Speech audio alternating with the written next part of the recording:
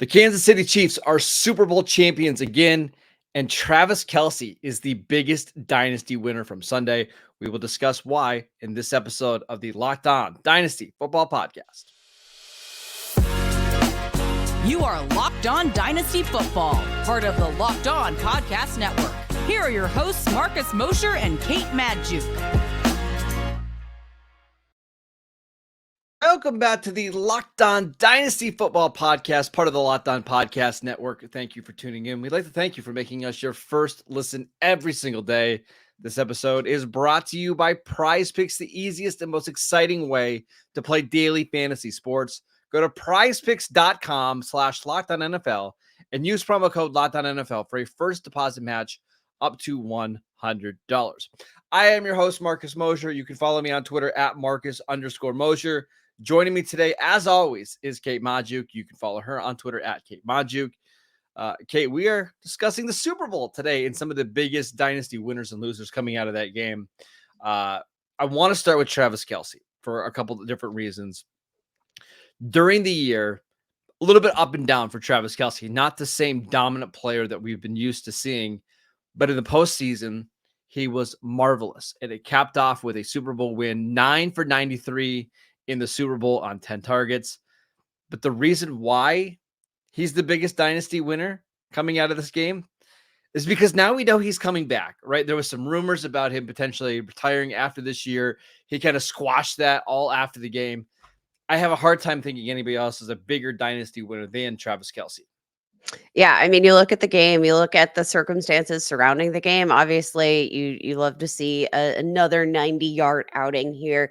Travis Kelce keeping that playoff streak of 70-plus yard games alive, brought that number to 13, which just so happens to be Taylor Swift's favorite number. I'm just saying. Nice. I mean, yeah, like you're looking at Travis Kelce, and the biggest question mark was whether or not he was going to come back. If he says he is, then yeah, that's going to do something to his dynasty value. Now, I still think there are some questions to be answered, right? So like this was a season that I think we've talked about the age factor, right? And how maybe not necessarily losing a step because of age in terms of physical performance might not be a thing, but like bouncing back from injuries can become that much harder when you are getting older. And again, as somebody who is getting older, I kind of agree. I see where they're coming from. And I'm not getting hit by 200, 300-pound linemen. And like, I'm not taking those hits across the middle of the field like Travis Kelce is. And I'm feeling the pain. Now, that I think is what we saw from Travis Kelce this year, is that he aged. Maybe we didn't see a huge decline in performance when he was involved in the game plan, but I do think we saw Travis Kelce slow down a bit in terms of his ability to bounce back from injury, which I think is why we saw this playoff run version of Travis Kelce, because he had 2 weeks rest. That's not going to get any better next year. Is it better to jump off the boat while he still has value? Because I do think you look at Travis Kelce, and I think that he could walk away at any moment. Maybe next year is the last year he plays in the league. But is it better to be too early or too late? I think I'd rather just wait this one out because his price tag has already gone down so significantly since the start of the year. I mean, he was tight end 1 or tight end 2 in most dynasty leagues in terms of ADP going into the year. Now he's like 8th or 9th. So am I really going to trade him for Jake Ferguson in a second round pick? No, I'm not. I'd rather just ride out this Travis Kelce thing. And maybe he was more banged up than what we believed. I mean, he got hurt, was it 2 days before week 1, and he rushed back to play in week 2. I just wonder if he wasn't healthy all year. They sat him in week 18 when the Chiefs kind of had everything locked up.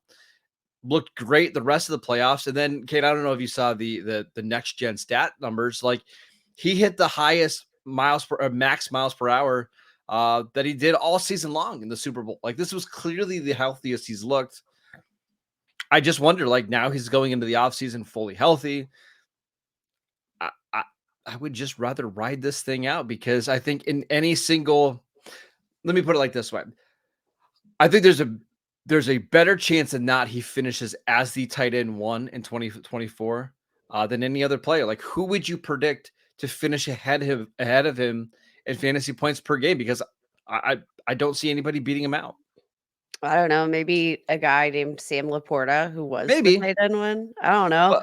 Well, I mean, maybe, but if I'm betting on it, or if our friends at FanDuel had like a line on this, I gotta believe that Kelce would still be the favorite, right? I think that's fair. Like again, I'm not as gung ho about like trading for Travis Kelce in January's Dynasty ADP. Travis Kelce was tight end 8, which again, that's the lowest value that we've seen for Travis Kelce since I mean pretty much since we started tracking ADP. I mean this was a huge drop off, but I do think that Kelce has definitely regained some value, not just because of the fact that he's announced he's returning, but also because of a really strong postseason. So looking at, some of the most recent trades, Marcus, these are trades that have taken place here within the last couple of weeks. So, with some postseason games in the books here.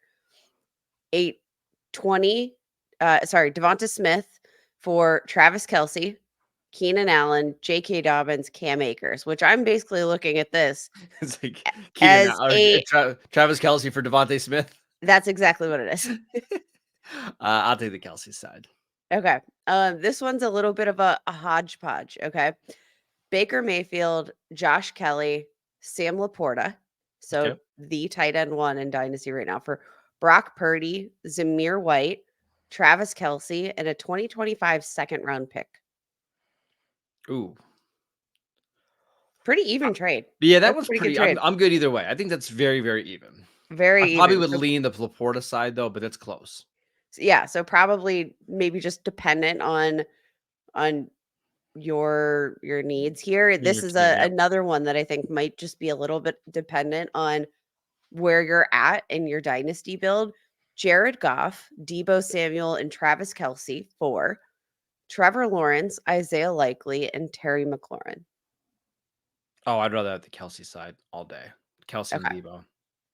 I definitely think the Likely Lawrence side feels a bit more rebuild-ish. Yep. But like I think what we're seeing here is that the market seems pretty palatable, even for me, who I'm not as gung ho on trading for Travis Kelce right now. But does he have one more tight end 1 season in him? Absolutely. Yes, Yes. and hopefully he's going to be a much healthier version of himself here in the year to come. Yeah, and I'm curious to see what his price tag looks like now that obviously he looked good in the Super Bowl and that he's confirmed that he's coming back. I won't be surprised, Kate, if we see his ADP, if he jumps a couple guys like George Kittle, like Kyle Pitts, something to monitor over the next couple weeks as we get into the offseason. Travis Kelce wasn't the only player that I think saw their dynasty value increase on Sunday. Let's talk about a certain Chiefs running back next. This episode is brought to you by Prize Picks. Prize Picks is America's #1 fantasy sports app with over 3 million members. It's the easiest and most exciting way to play DFS because it's just you against the numbers. All you have to do is pick more than or less than on 2 to 6 player stat projections and watch the winnings roll in. Plus, they've got this new feature called Demon Time on Prize Picks. You can now win up to 100 times your money with as little as 4 correct picks. You can turn $10 into 1,000. Demons and Goblins are the newest and most exciting way to play at Prize Picks. Squares marked with red demons or green goblins give you different payouts. Again, you can win up to 100 times your money with as little as 4 correct picks. Just go to prizepicks.com/LockedOnNFL and use promo code LockedOnNFL for a first deposit match up to $100. Again, go to prizepicks.com/LockedOnNFL and use promo code LockedOnNFL for a first deposit match up to $100.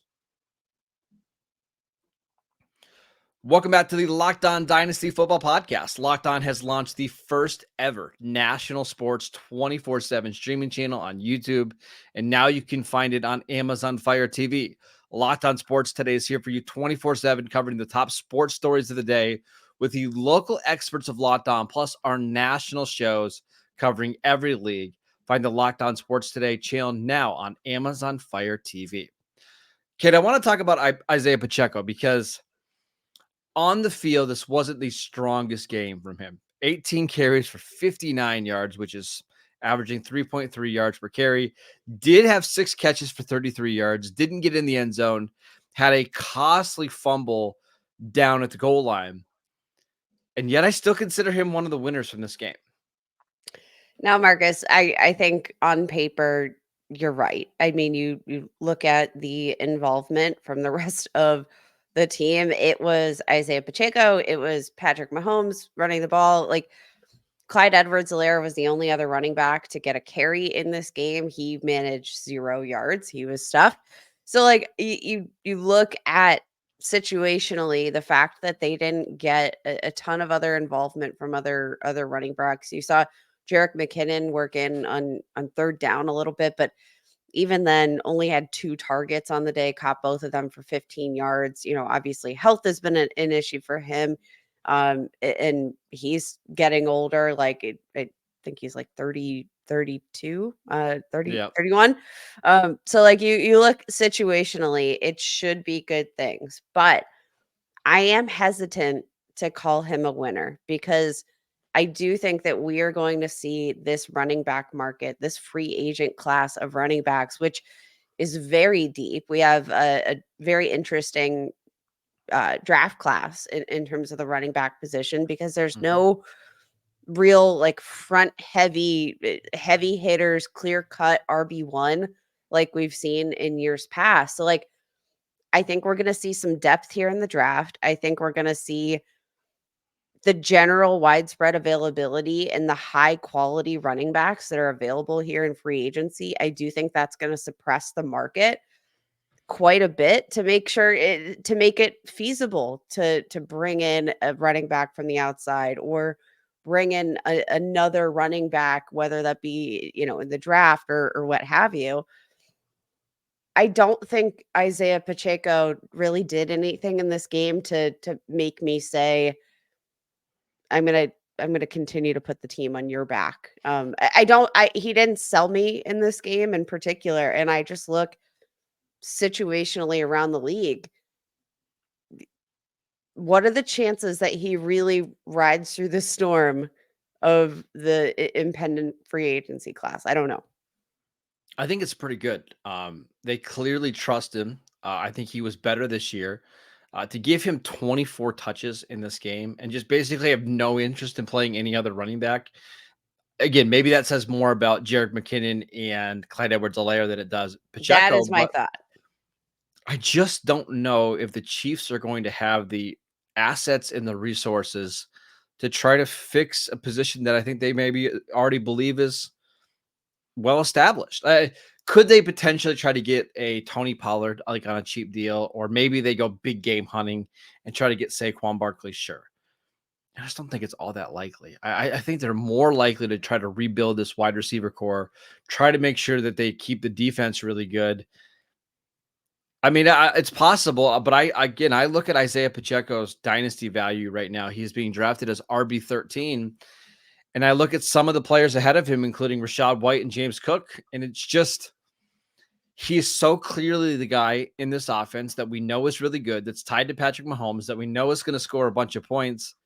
I feel like he's one of the safer running backs in Dynasty going into the offseason. I mean, you're probably right, but I'm still not taking it for granted here. It's And possible that could they get I'm trying to think of a running back that's like not in the top tier. Could they bring in DeAndre Swift, AJ Dillon, Zach Moss? And I think all of those running backs are competitive enough that they would compete with Isaiah Pacheco for touches immediately. And they're not going to break the bank. They're not going to break the bank whatsoever. So like there are so many options and so much depth in free agency, like, that I think could immediately push Pacheco for and do I think, like, all in all, them investing in another running back would be a good thing for the type of team that, maybe I think they should, kinda become like the way that we saw the Bills lean a little bit Sure. more on the run in the second half of the season, and the offense just worked a little bit better, a little bit smoother. You wanna play, good defense, like, control the ball, right? Like, give your star-studded defense some rest and control the ball because, it just takes Patrick Mahomes like a flick of the wrist just to, march down the field with 0 time on the clock. Like, I think that, it definitely depends on what kind of roster, they overall wanna build, what direction they wanna continue to take this defense, but or sorry, the offense, but I just think the options are gonna be so plentiful for the Well, Chiefs, and I think they would be smart to oh, make they those moves to yeah. invest. Let's play this out. Okay. Let's say you mentioned DeAndre Swift. I actually think that's a really good name. Let's say he signs a 1 year, $4.5 million deal with Kansas City. How far does Isaiah Pacheco drop for you in your dynasty rankings from RB13 to RB?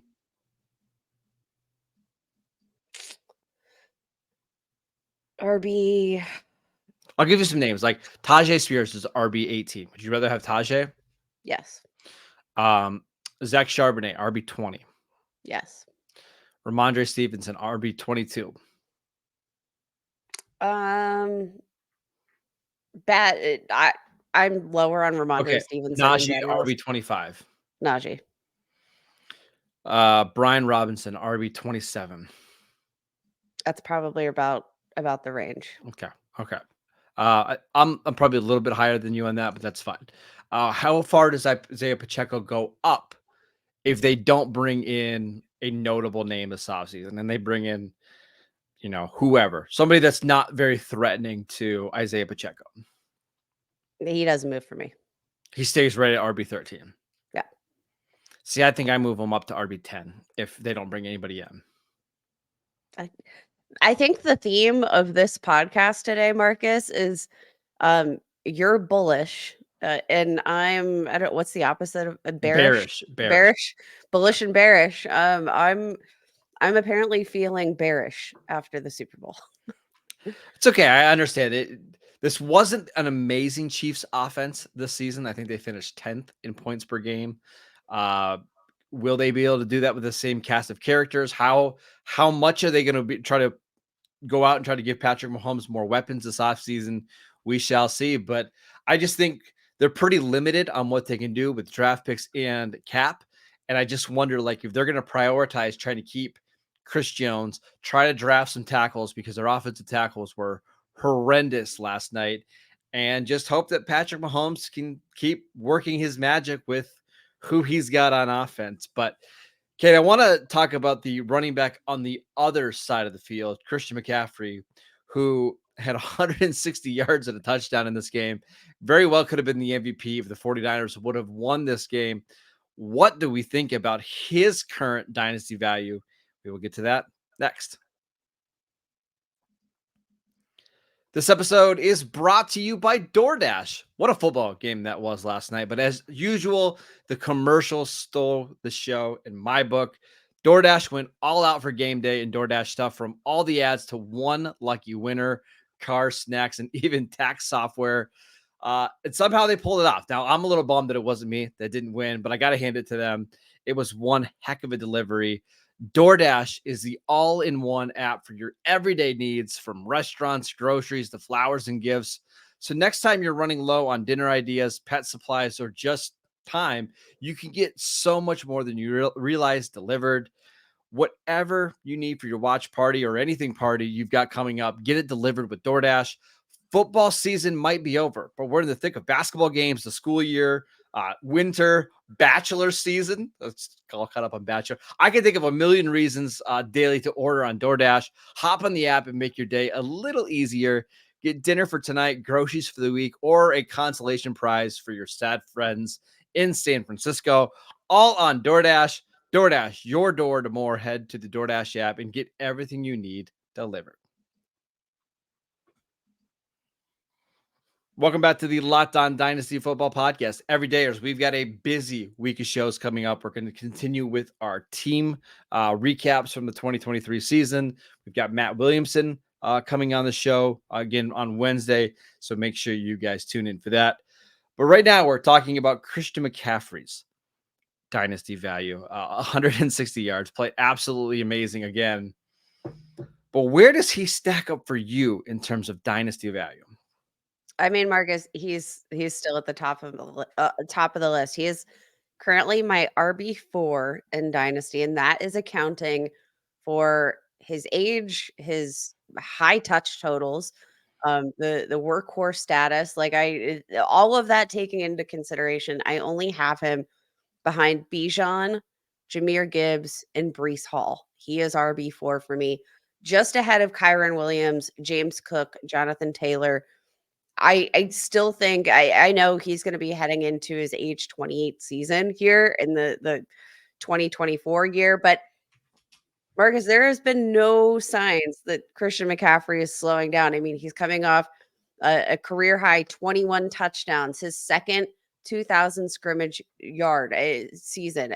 Like yards per carry, yards per game. It didn't matter. Like the career highs for Christian McCaffrey all around.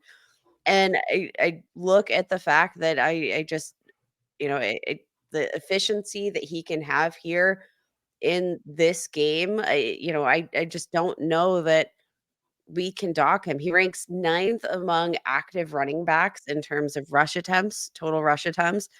Obviously, I think, the fact that he's, you know, uh, you know, Christian McCaffrey and can be as versatile in the receiving game, that does help him as he starts to age.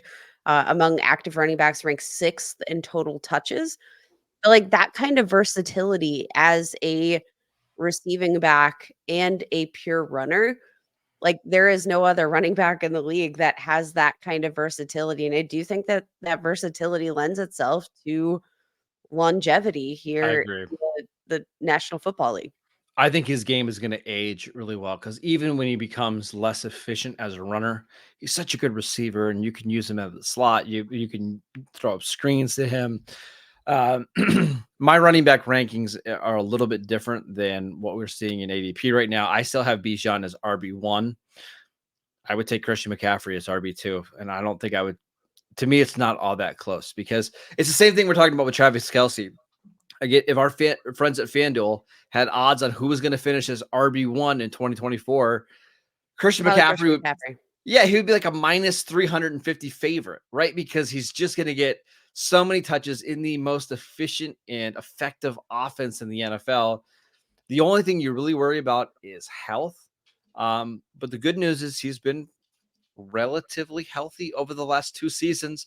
I do worry about the touches because we've seen like the history of running backs that get over 370 touches in a season. It's pretty damning, but I think he's a little bit of a unicorn, and I'm willing to put my neck out there for Christian McCaffrey. I think I've got no problem at all keeping him as RB2.